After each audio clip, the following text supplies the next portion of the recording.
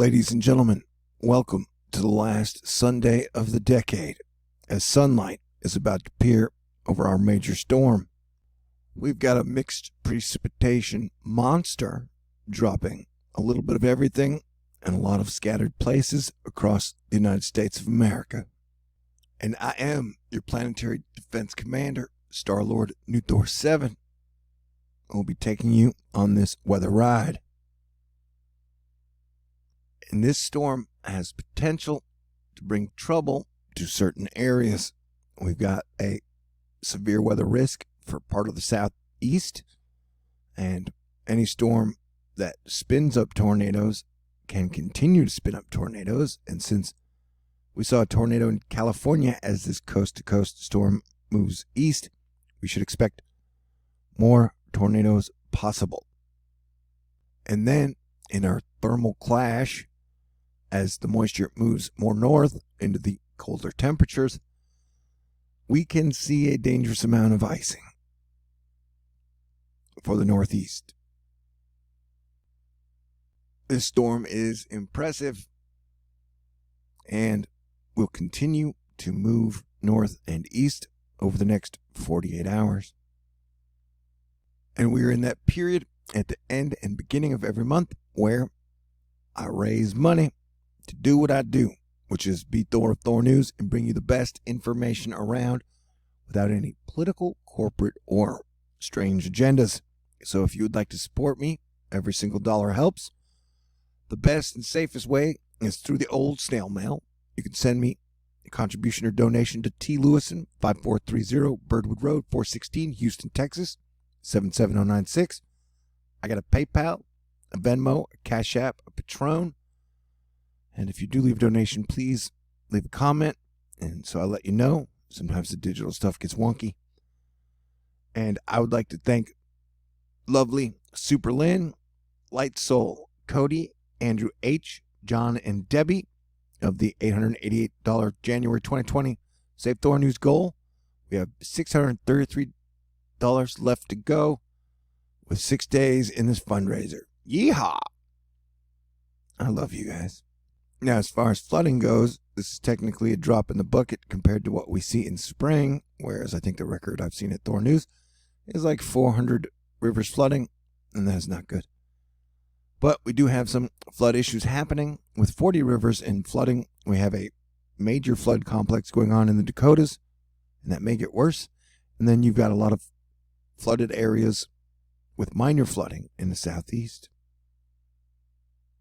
But with a week to go, it looks like there are going to be some serious flood issues for the northwest and the southeast again.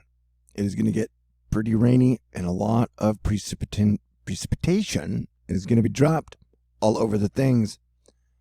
And the west is in for a wave after wave after wave onslaught of storms.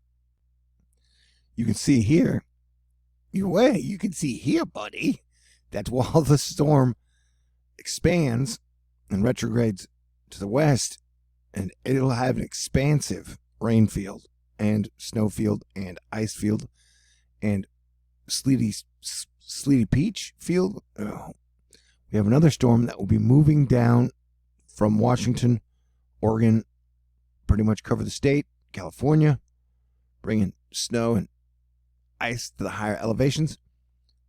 And then the low will move to Baja, and then I think it'll punch back up to the United States, and we'll get our next storm, which could bring that very heavy rain area that we saw in the QPC. I'm obsessed with this snake patch. It has lessened some. It was pretty incredible 2 days ago, and we've just been watching this kind of heartbeat precipitation over south and central parts of America. We've got a Moon and Venus conjunction function, so feel free to get romantic.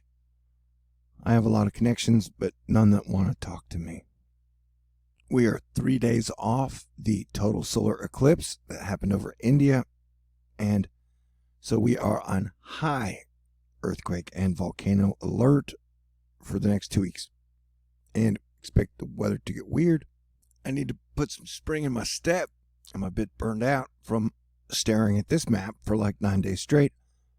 This is our earthquake activity, and we start out with a bang with 6.6 magnitude earthquakes in British Columbia, Canada on Christmas. Then we've had a bunch of 5s down by Guatemala and Mexico, some in Venezuela. We had a 6 in Chile. We had a bunch of 5s last night in Puerto Rico. They had like 6 earthquakes bigger than 4 magnitude in under 3 hours. And so this is one of those periods, which is rare, where the North American Ring of Fire side is actually more active than the Pacific side. And then you get all the European earthquakes. These are interesting times indeed, with all the gas giants on the same side, us still being in a deep solar minimum, which means we're getting hit with constant streams of Earth's energy. So everybody needs to stay aware. All right, so we're looking at the model here because everybody loves the model. We're going to keep our eye on the retrograding low that is happening.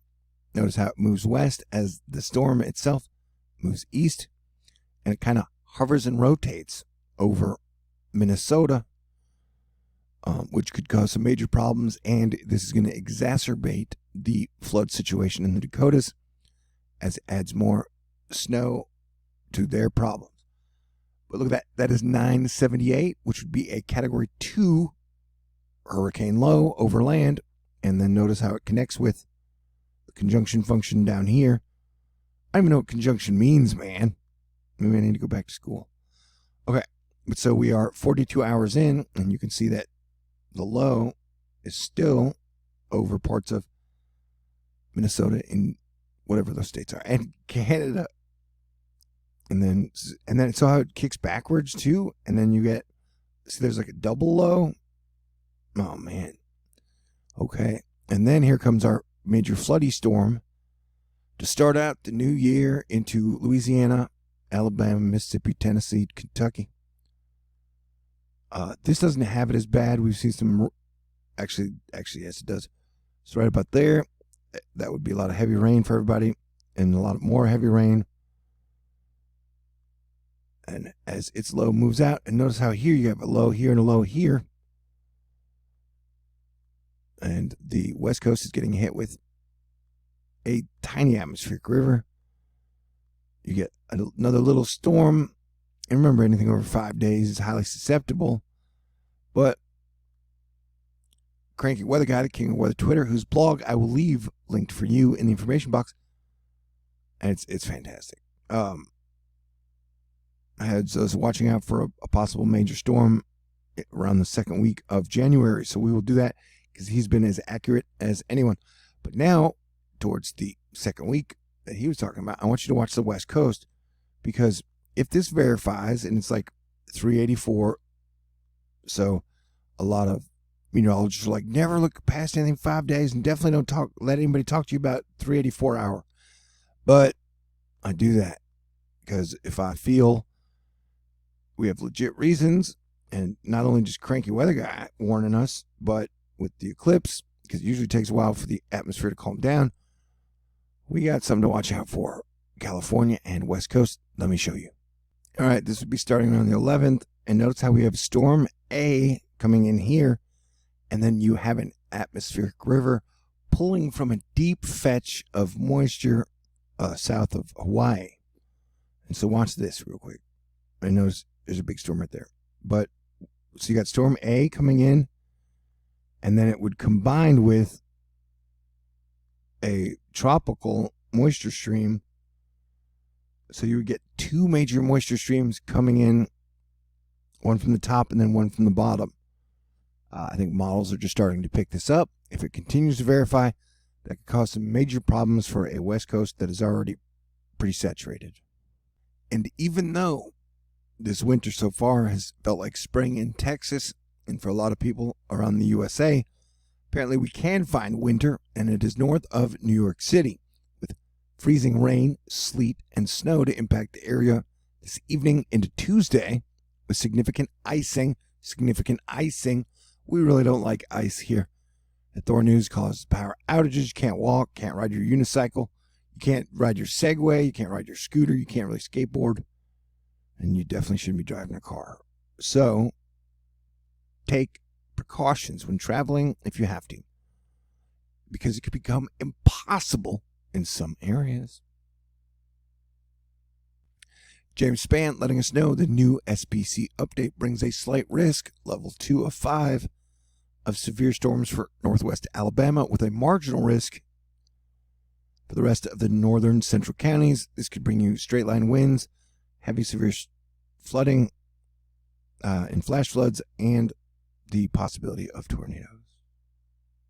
Gary Szatowski allowing me to hit the point home that some very serious ice accumulation being expected with our upcoming storm for areas to the north.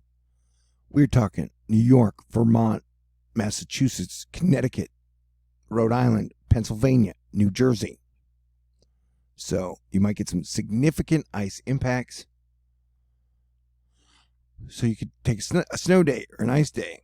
Do they have those? I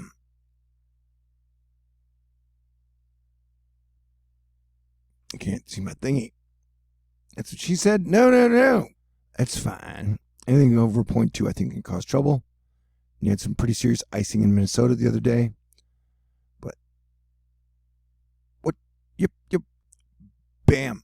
Weather giving us a look at the strong storm system will bring heavy snow to the central plains and washout rains to the Ohio Valley over the next 18 hours.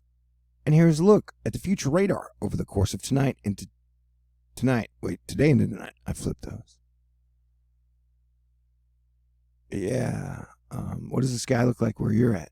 Also, what are you wearing? HRR Weather Us simulated radar forecasts shows snow continuing through this afternoon as the first low begins the weekend, and meanwhile, phase 2 will begin to ramp up over the southern Mississippi Valley with heavy rain and severe storms. Check out their blog there if you want to.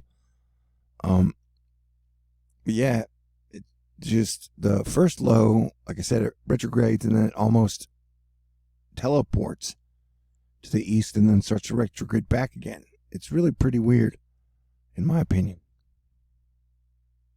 And as someone who uses Windy regularly, I didn't know they had active wildfires. I'll have to check it out in the future and use it. But yeah, Australia is still dealing with some of the worst wildfire in their history. It's a pretty sad scenario. Thousands have been told to evacuate Victoria amid bushfire. Oh man. Threat as the situation still has not calmed down and they're not getting the rain they need. And Jeff Baradelli is bringing us the extremely tragic and sad news. Ecologists at the University of Sydney estimate around 480 million mammals, birds, and reptiles have been killed directly or indirectly by devastating blazes since they began in September. It's really a sad situation. I think the magma underneath is heating up many things, as they had a major volcano eruption in New Zealand that killed 18 people in the middle of December.